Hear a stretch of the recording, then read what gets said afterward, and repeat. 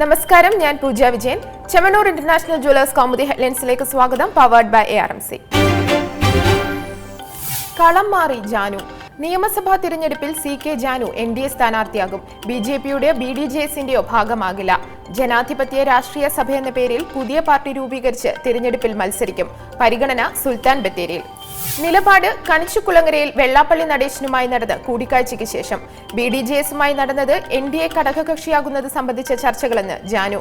മുന്നണിയുമായി സഹകരിക്കുക പൊതു മിനിമം പരിപാടിയുടെ അടിസ്ഥാനത്തിലെന്നും വിശദീകരണം.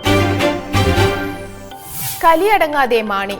3 മണ്ഡലങ്ങളിൽ ഒഴികെ UDF സ്ഥാനാർത്ഥി നിർണയം പൂർത്തിയായതായി കൺവീനർ PP തങ്കച്ചൻ. കാഞ്ഞങ്ങാട്, കല്യാശ്ശേരി, പയ്യന്നൂർ മണ്ഡലങ്ങളിൽ തീരുമാനത്തിന് ചുമതല മുഖ്യമന്ത്രിക്ക്.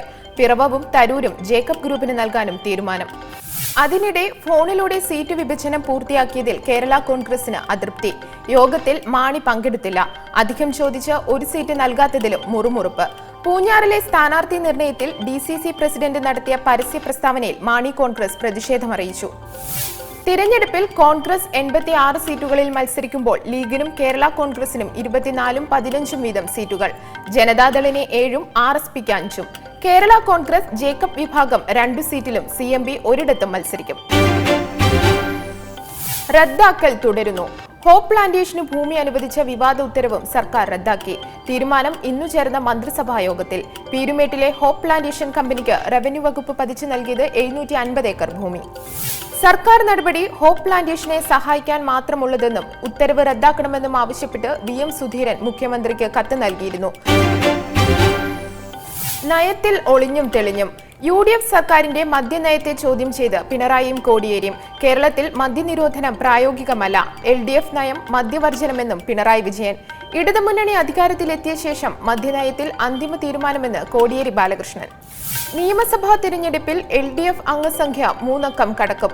മത്സരിക്കുന്ന പലയിടത്തും കോൺഗ്രസ് BJP അവിശുദ്ധ കൂട്ടുകെട്ട്.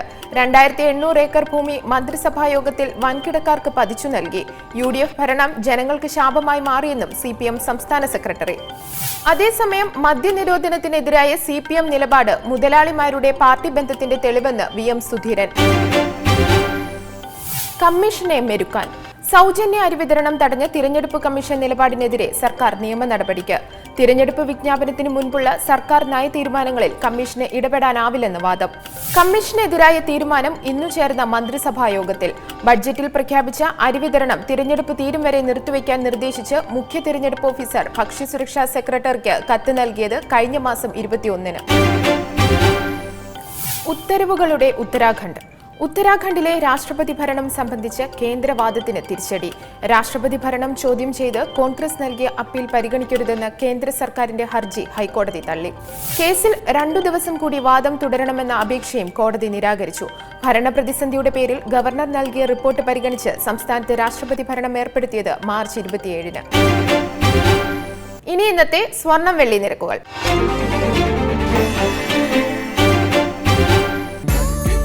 ദുബായ് ഗോൾഡ് ആൻഡ് ഡയമണ്ട്സ് സ്വർണം വെള്ളി നിരക്കുകൾ നിങ്ങൾക്കായി അവതരിപ്പിക്കുന്നത് ദുബായ് ഗോൾഡ് ആൻഡ് ഡയമണ്ട്സ്.